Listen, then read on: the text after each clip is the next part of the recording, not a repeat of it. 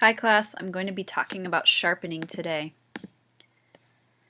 Sharpening is a technique that we use in Photoshop to make an image appear to be much more detailed and sharp to the eye. There are different types of sharpening that we will be doing, and there are these three major times that you would do sharpening. There's input sharpening. That's sharpening that's done to raw files in scanned TIFFs only, not JPEGs. JPEGs are automatically sharpened by your digital camera. So when you load an image in Lightroom or you load an image into the Camera Raw editing software in Photoshop, if you have a raw file, there'll be some automatic sharpening or input sharpening that happens. If you have a JPEG, it won't be sharpened in the raw editor or in Lightroom because it's already been sharpened in the camera. Input sharpening takes the digitization of the image to the camera and just makes it sharper. It sharpens it for the transition of the image to the computer to kind of bring back the innate sharpness that you saw when you took the picture. Creative sharpening adds contrast to images. You'll see in the black and white editing function that we did for Project 2 that there was a creative sharpening step that allows you to add contrast back to your picture. And then there's print or output sharpening. And you do the print or output sharpening before you print your image or before you display it online. And that happens or helps with the transition of the image going from the computer to a print or the computer to the web and adds that innate sharpness back to the image. There are various tools that you can use for sharpening. These are three of the major ones that we'll talk about in this exercise. There's the unsharp mask, which is the basic one that everyone uses. Unsharp mask is it creates a mask over the image and it tries to protect the soft areas and only sharpen the high contrast or the already sharp areas of the image. And we've used that in other steps we've done in our exercises. An unsharp mask is typically the one that you'll use when you do your print sharpening or sharpening before web display. The Smart Sharpen tool gives you some other options for sharpening images that might have motion blur and is a little bit more control over your sharpening. And then High Pass Sharpening allows you to sharpen images a lot. I really love the High Pass Sharpening steps, and I'll show you that in the last step here in this video. There are a couple things that control sharpness in your image. One is resolution, and that's not achieved, a resolution is not achieved by sharpening software or by the Unsharp Mask tool. It's achieved by what kind of camera you used, what kind of lens you used, what kind of quality setting you had on your camera, and how much detail is really present in the image. If you want to highly sharpen your image, you need to have a decent amount of resolution. And then acutance, which has to do with contrast, edge contrast. So a dark subject next to a light subject helps to create contrast, and sharpening is really created or made from acutance or from edge contrast to make things appear to be sharper. It increases the contrast between edges. You only want to sharpen areas of the image that need it, so you don't want to sharpen shallow depth of field parts of the image. It can add noise to those areas. You only want to sharpen the sharp areas, and that's what Unsharp Mask tries to do. You can develop an action to create different sharpening recipes for such as portrait images or landscape images or a general overall kind of sharpening. You can do actions like we did in a more recent exercise. And you also want to view your image at 100% when you're doing the sharpening so that you can see just how much it's doing. And you won't be able to really tell how much you've sharpened until you print the image if you're doing sharpening for printing. If you're doing sharpening for printing, you want to slightly make the image a little bit sharper looking on your computer screen than you would want it to be printed. That's just a tip. And then for optimal settings for sharpening, these are some things that contribute to sharpness, so such as capture device, what camera did you use, how high did you scan the resolution of the film, what's the content? Is it a very fine, detailed image, or is it a more shallow depth of field, kind of blurry image? That would change how much you would sharpen an image. And then what will you be printing it on? Will you be printing on an inkjet printer, a traditional color, chemical process printer? Different kinds of printers will require different kinds of resolutions. And then what's the print size? Is it a very small print, which require you can actually use more sharpening on a small image versus a really large image that might need less sharpening because of viewing distance to the image?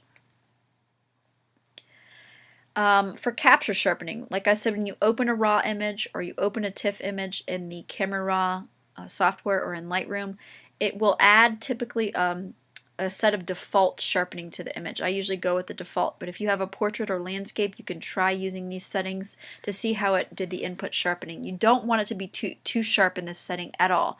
A lot of times people over sharpen their images and it doesn't look good. It looks digitized. So these are some input sharpening settings that you may want to try. And then creative sharpening. I have these steps for creative sharpening that you can try where you go to Filter, Sharpen, Unsharp Mask on the main menu in Photoshop. For the amount you would do 12, radius 125, and threshold 0. And that will add a lot of contrast back to your image if you really want to make your image pop and have a high contrast to it. This is a creative sharpening step that I like to use for some images. And then output sharpening, which is step 3. Output sharpening, you can use Unsharp Mask here and other various settings, but I'm going to start by talking about Unsharp Mask. The amount for Unsharp Mask it controls the intensity here of how much of the image is sharpened. Unsharp Mask tries to just identify the sharp areas of your image to mask and to also sharpen.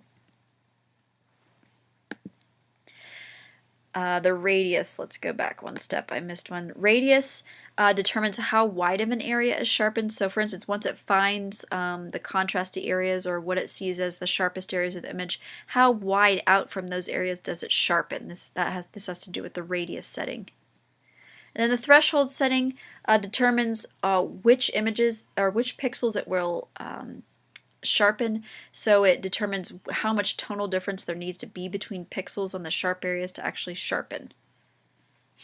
So these are examples of various sharpening settings that you might use using the Unsharp Mask settings, and you can find those in the PDF lecture online, but you'll see also here that my basic sharpening settings that I do to all images if I don't have time to mess around with doing a specialty sharpening is 85 for amount, 1 for radius, and 4 for threshold.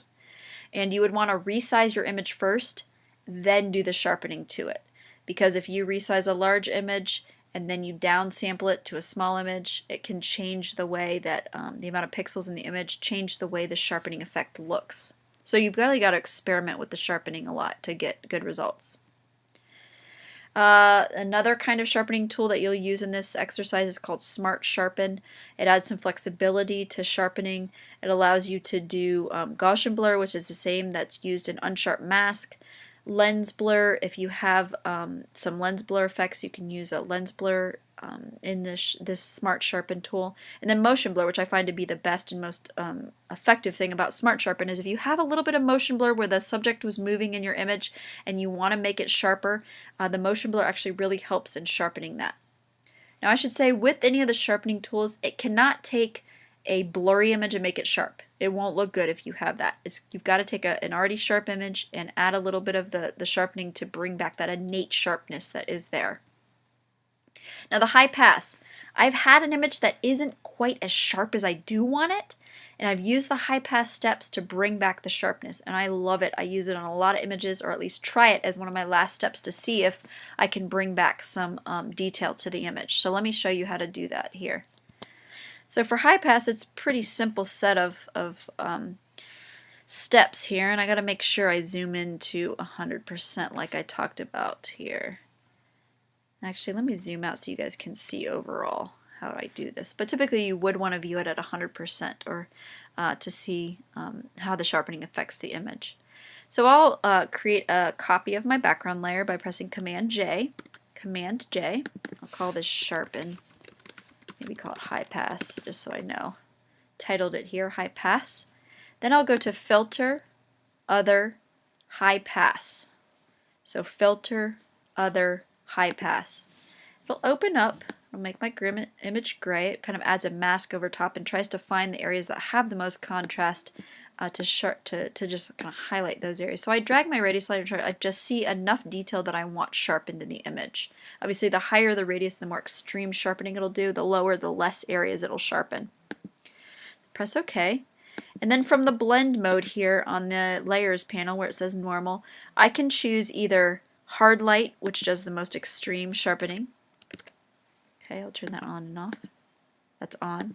That's off. This is the most extreme sharpening setting here with hard light. Or I could choose soft light, a little bit less. I think that looks much better. Sometimes images, this is from my older digital camera, so there's some noise in the dark areas. With hard light, it sharpened it too much and I see too much noise in the dark areas, so I like the soft light setting. You could also use overlay to see which one you like better. I'm going to stick with soft light. And then if it were too intense, I can always change my opacity slider here on the layers panel to reduce the amount of sharpening. So that's the high pass. Please look at the handout PDF lecture on sharpening to follow the other steps for this exercise. Thank you very much.